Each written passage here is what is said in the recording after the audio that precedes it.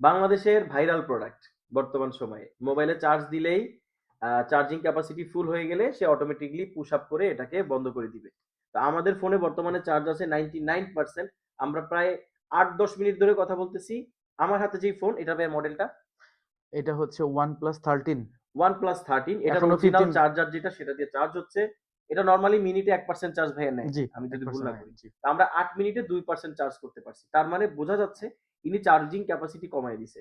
এটা যে push back করার অপশন, আমরা সেটার জন্য ওয়েট করতেছি যে ইনি আসলে কেমন পারফরম্যান্স দেয়। আপনার ফোনটা ধরেন এমন একটা সার্ভিসে রাখা আছে যেখানে পুশ ব্যাক করলে হয় এটা পড়ে যাবে অথবা ফোনটা পড়ে যাবে। হইতে প্রায়ই পারে। হয়। আপনার এমনিতেই রাত্রে ঘুমাইতে গেলে ফোন হাতেতে গেলেই পড়ে যায়। একটু হ্যাঁ। ধাক্কা লেগে পড়ে যায়। হুম, এটা আমার এই ফোন প্রায় ২০০ র উপরে সময় পড়ছে। এই হুম, দেখেন তার প্রমাণ হচ্ছে যে এগুলো সব কালো হয়ে গেছে হুম, পড়তে, হুম, পড়তে। এগুলো আমার প্যান্টের ঘষায় হাতের ঘষায় না। পড়তে, পড়তে হুম। এরকম হইছে।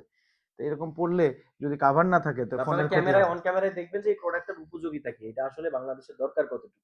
এইটার একটা চার্জার নিতে আমরা ভুলে যাই, সেখানে আমরা একটা এক্সট্রা একটা ইকুইপমেন্টস নিয়ে আমরা মানে কি ধরনের কাজ করতে পারবো। এটা একটা সাইকোলজিক্যাল খেলা, ব্যবসায়িক একটা উইনিং প্রোডাক্ট বানানোর চিন্তা।